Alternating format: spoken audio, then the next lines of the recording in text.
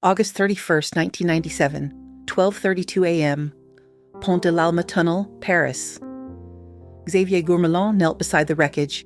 He was the first paramedic to reach Diana. She was conscious, alert, and she spoke to him. What she said in those first moments would haunt him for the rest of his life. Xavier had been a Paris firefighter for 15 years, emergency medical responder. He'd seen countless accidents, extracted bodies from twisted metal, but nothing prepared him for this. The call came at 12:23 a.m. Major accident, Pont de l'Alma Tunnel, multiple vehicles, unknown casualties. Xavier's team arrived within minutes. The Mercedes was destroyed, folded like an accordion. The driver clearly dead. Front passenger unconscious, barely breathing. Then Xavier saw her in the back seat. Blonde woman, early 30s. Trapped but conscious. Her eyes were open, looking directly at him. He didn't recognize her immediately. Not in the chaos, not in the dark. Just another accident victim needing help. "Madame, can you hear me?" She nodded slightly. "My name is Xavier. I'm here to help you. Can you tell me where it hurts?" She tried to speak, voice weak but clear. "My boys, please, my boys." Xavier began emergency assessment, checking for bleeding, broken bones. She was injured but not critically, at least not visibly. "Your boys will be okay, madame. We're going to get you out. Stay with me." She grabbed his hand. Grip surprisingly strong. "No, listen, please listen." Her eyes were urgent, desperate. They did this. They wanted this. "Tell someone, please tell someone." Xavier froze. "Who did this, madame?" "They've been following me for weeks. The cars. Always the same cars. Tonight, they chased us. They made this happen." Xavier looked at his colleague, Philippe Dorzet, also treating the victims. Philippe shook his head slightly. Trauma victims often confused, disoriented. "Madame, you've been in an accident. You're confused. We're going to help you." "I'm not confused." Her voice stronger now, angry. "I've been planning to escape, to leave England, take my boys. They knew, they found out. This isn't an accident." Xavier continued working, stabilizing her neck, checking vitals, but her words troubled him. "Who are they, madame?" "The palace, the family, people who want me gone. I have documents, evidence. In my apartment, Paris and London. Someone needs to find them before they do." She coughed. Xavier saw blood, internal injuries, worse than he'd thought. "Madame, don't talk. Save your strength." "No, I need to say this. My sons, William and Harry. Tell them I love them. Tell them I tried. Tell them everything I said about being careful, being watched. I was right. I was always right. William and Harry." Xavier's mind clicked. Oh, God. This was Princess Diana. His hands started shaking. "Your Royal Highness? Don't, please. Just Diana. Just tell my boys the truth. Tell them their mother loved them more than anything. Tell them I died trying to protect them. You're not going to die. We're getting you to hospital. You're going to be fine." But even as he said it, Xavier saw her pupils dilating, skin going pale, classic signs of internal bleeding. She needed surgery, fast. "Xavier," she used his name. "There's a letter in my hotel room. Room 102 at the Ritz, for my sons. Sealed envelope. Make sure they get it, not the palace. Them directly. I promise. I'll make sure." In the letter, I explain everything. The threats, the surveillance, the plans I made to leave, names of people who can verify it all. They need to know I wasn't paranoid. I wasn't crazy. I was right. Xavier's team was preparing to extract her, cut away the twisted metal, get her on a stretcher. But Diana kept talking, urgent, desperate, like she knew time was running out. The driver, Henri Paul, they got to him. I don't know how. I don't know when. But he wasn't drunk when we left the hotel. He was fine, professional. Something happened. Someone paid him. Or drugged him. Something. She coughed again. More blood. "Madame, please stop talking. Let us work. They'll say it was the paparazzi. They'll blame the photographers. But look at the car. Look at how it crashed. This wasn't just speed. Something made us crash. Something made Henri lose control." Xavier began to extract her carefully, but she grabbed his sleeve. One more thing, most important. There's a man, James Andanson, white Fiat Uno. He was in the tunnel. He works for them. Find the white Fiat. Find James Andanson. That's your proof. Her grip weakened, eyes starting to close. Stay with me, Xavier said, and keep talking. Keep your eyes open. My boys, she whispered, tell William he'll be a great king. Better than his father. Tell Harry to stay strong. To remember how much I loved him. To not let them break his spirit. They got her onto the stretcher. Started toward the ambulance. She was fading now. In and out of consciousness. Xavier held her hand. I'm here, Diana. Stay with me. Her eyes flickered open one more time. Thank you. For listening. For believing me. Please don't let them bury the truth with my body. Those were the last words she spoke in the tunnel. By the time they reached the ambulance, she'd lost consciousness. Her heart stopped twice en route to hospital. They revived her both times, but Xavier knew she was dying, and she'd known it too. That's why she'd been so desperate to tell him everything.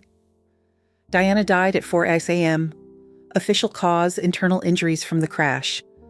But Xavier couldn't forget her words. They did this. They've been following me. This isn't an accident. He tried to tell investigators about Diana's claims, about the white Fiat, about James Andanson. They dismissed him. Trauma victims are often confused. She was disoriented from the crash. You can't take seriously what she said. But Xavier knew what he'd heard. Diana hadn't been confused. She'd been clear, specific, detailed. She'd given him names, locations, evidence. He went to the Ritz Hotel, tried to access room 102. British officials were already there, clearing out Diana's belongings. The letter, Xavier asked, sealed envelope, for her sons. Is it there? A man in a dark suit looked at him coldly. There was no letter. She told me there was no letter. Now leave before we call security.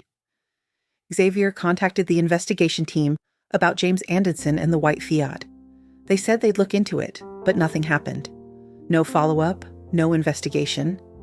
Then, 3 years later, in May 2000, James Andanson was found dead. Burned body in a car. Ruled suicide, but the car was locked from the outside. And Andanson had told friends he was being pressured to stay silent about what he'd seen that night. Xavier tried to speak to journalists, tell them what Diana had said. Most dismissed him. He's looking for attention. He's traumatized and confused. He's making up stories. But a few listened, documented his testimony, recorded exactly what Diana said in those first minutes after the crash. The problem was, by then, the official story was set. Driver drunk, paparazzi chase, tragic accident. Anything that contradicted that narrative was dismissed as conspiracy theory. Xavier was told to stop talking, for his own good. People who pushed too hard on this story had a habit of having accidents, losing their jobs, being discredited. He had a family to protect, so Xavier went silent for years. But he never forgot Diana's words. Tell them I wasn't paranoid. I was right. I was always right. In 2006, 9 years after Diana's death, a formal inquest finally began. Operation Paget, investigating the conspiracy theories. Xavier was called to testify. He told them everything. Diana's exact words, her claims about being followed, the white Fiat, James Andanson, the letter in room 102. The official conclusion, Mr. Gourmelon's testimony is noted. However, the victim was in shock and trauma. Her statements cannot be considered reliable evidence. They dismissed it all. But Xavier wasn't the only one who'd heard Diana talk about threats and surveillance. Her butler, Paul Burrell, testified about Diana's fears in the months before her death. Her friend Rosa Monckton confirmed Diana believed she was being watched. Her lawyer, Lord Mishcon, took notes in October 1995 when Diana told him she believed there was a plot to kill her in a car accident. The Mishcon note described Diana's exact words. Efforts would be made to get rid of her. She had been told of a car accident. 2 years before it happened. She'd predicted her own death and told multiple people, but the inquest ruled. Coincidence, paranoia, no credible threat. The verdict, unlawful killing by drunk driver and pursuing paparazzi. No conspiracy, no murder, just tragedy. Xavier was devastated. He'd promised Diana he'd tell the truth. He'd tried, but they'd buried it anyway. In 2017, 20 years after Diana's death, Xavier gave one final interview. This time, he held nothing back. Diana was not confused. She was absolutely lucid and aware. She knew she'd been in a crash, but she also knew it wasn't an accident. She told me specific details, names, evidence, locations. A confused person doesn't give you that kind of information. The interviewer asked, "Do you believe Diana was murdered?" Xavier's response was careful but clear. "I believe Diana believed she was in danger. I believe she'd been threatened and followed. I believe she died believing it wasn't an accident. Whether that belief was justified, I don't have proof. But I heard her. I looked in her eyes. She wasn't making it up. She was terrified. And she was right to be." The interview caused a media storm. Conspiracy theorists seized on it. Official sources dismissed it again. But something shifted. More people started asking questions about the white Fiat that was never found, about James Andason's convenient death, about the missing letter from room 102, about Henri Paul's blood sample that showed impossible levels of carbon monoxide, about the delay getting Diana to hospital, about the route the ambulance took. None of it proved murder. But all of it raised reasonable doubt about the official accident narrative. William and Harry heard Xavier's testimony, read about their mother's final words. William was 15 when she died. Harry was 12, too young to fully process what had happened. But as adults, they began asking questions. In 2017, the same year as Xavier's interview, Harry gave an interview about his mother's death. He said he'd been in denial for years, that he'd questioned the official story, that he'd looked into the evidence. He didn't say he believed it was murder, but he didn't say he believed it was an accident either. Just that he'd made peace with never knowing for sure. William was more careful. As future king, he couldn't question official investigations or court verdicts. But those close to him said he'd read everything. Every report, every testimony, including Xavier Gourmelon's account of their mother's final words. "My boys, tell them I love them. Tell them I was right." Xavier is 58 now, retired from emergency services. He thinks about Diana often, about those moments in the tunnel, her hand gripping his, her desperate need to be heard, her final messages for her sons. "Did I fulfill my promise?" he wonders. "I told people what she said. I testified under oath. I gave interviews.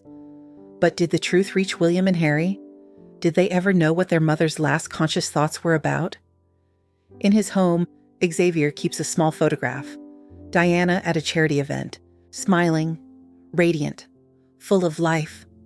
Hard to reconcile with the injured woman he pulled from that wreckage, but when he looks at the photo, he doesn't see the princess. He sees the terrified mother begging a stranger to tell her sons the truth, and he hears her voice, "Tell them I wasn't paranoid. I was right. I was always right." Xavier may never know if he kept his promise, but he knows one thing with certainty. Diana didn't die peacefully in that tunnel. She died fighting to survive for her boys, fighting to be heard, fighting to leave a message that someone someday would believe. Whether she was murdered or died in an accident, Xavier will never know. The evidence was never fully investigated. The questions were never fully answered. But he knows what he heard, and he knows Diana believed with her dying breath that someone had wanted her dead, and that they'd succeeded. Sometimes the most important testimony isn't about what you can prove. It's about what a dying woman chose to say with her final words. Diana could have said anything, could have cried for help, could have called for her mother, could have prayed. Instead, she used her last conscious moments to warn Xavier, to leave messages for her sons, to name names and point to evidence. That's not confusion. That's not trauma. That's a woman who knew exactly what was happening and knew this was her last chance to tell the truth. Xavier kept his promise. He told everyone who would listen. The world can decide what to believe, but Diana's final words are now part of history. They did this. Find the white Fiat. Find James Andanson. Tell my boys I love them. Tell them I was right. Those words will outlive every official investigation, every denial, every attempt to bury the truth. Because Xavier Gourmelon was there in that tunnel. And he listened. And he remembered. And he told.